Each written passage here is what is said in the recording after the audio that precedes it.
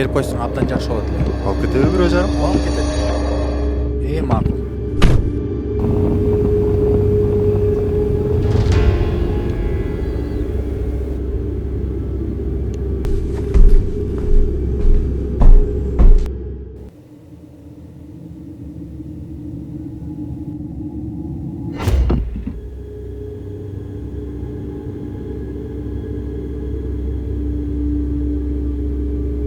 Гүлмиранын лав сторисин тартканы келди. Кызыл өңкү жергесиндебиз азыр. Аябай толкундагы болуп турат.